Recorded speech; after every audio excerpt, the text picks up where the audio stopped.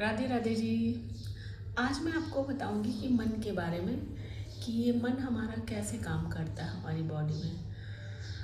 हमारी physical body में बस तीन चीज़ ज़्यादा काम करती है। वैसे तो बॉडी में बहुत सारी चीज़ें हैं, लेकिन तीन चीज़ हम पहले समझेंगे। हमारा माइंड, बुद्धि, और एक मन, और एक हमारी चेतना। ये तीन चीज़ ही मेन है जो हमारे जीवन के हर स्थिति में हमारे साथ है, और जिसके माध्यम से हम अपने जीवन में हर काम करते हैं। एक्चुअली ज़्यादातर लोग तो मन और बुद्धि से ही काम करते हैं। अब पहले ये समझेंगे कि हमारा बुद्धि यानी कि माइंड तो हमारे सर में है, ये सबको पता है। पर क्या आप बता सकते हैं कि हमारा मन कहाँ है?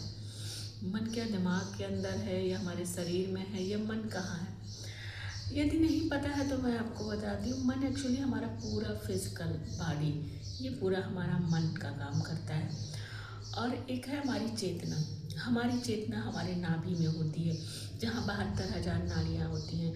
जो हमारी पहली धड़कन, जब बच्चा बर्थ लेता है, तो आप जानते होंगे कि बच्चा जब बर्थ लेता है तो पहली सांस वहीं से आती है, नाभि से। वही हमारी चेतना है।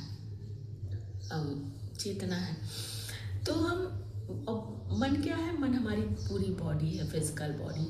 आप इसको ऐसे समझ सकते हैं, जैसे यदि हमें उंगली में कुछ भी काट लेता है तो हमारी माइंड को तुरंत सिग्नल जाता है कि कुछ दर्द हो रहा है, तो वो तुरंत रिप्लाई देता है। माइंड क्या कहता है कि यहाँ दवा लगाओ, तो हम उस हिसाब से फिर बॉडी हमारा वो काम करता है दवा लगाने का। बस इसी तरह एग्जैक्ट हम अपने मन और बुद्धि से सारे जीवन, अपनी ज़िंदगी को जीते हैं। और हम क्या करते हैं, कभी भी अपनी चेतना को नहीं देख पाते हैं। चेतना को हम कवर में ढक देते हैं, ऐसा करते हैं, हर इंसान करता है।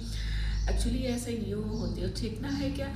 चेतना हमारी वो अवस्था है, वो एक एक्सपीरियंस करने की अवस्था है। वो बस दृष्टा है, साक्षी भाव है, जो सिर्फ ऑब्जर्व करता है, ऑब्जर्वर है, जो बस सिर्फ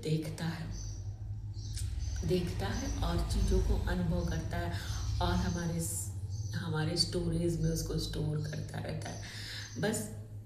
बस चेतना यही काम करता है। बट हम क्या करते हैं, अपने मन और बुद्धि से ही सारा काम करते हैं और सारे डिसीजन लेते हैं। और इसी तरह आदमी कभी भी कोई अपने जीवन में सफल नहीं हो पाता, क्योंकि मन और बुद्धि क्या है? बुध प्लैनेट है, और मन क्या है? चंद्रमा है। यानी कि हम चंद्रमा और बुध दोनों प्लैनेट से पूरे जीवन अपने काम करते हैं। और चेतना को कोई नहीं देख पाता।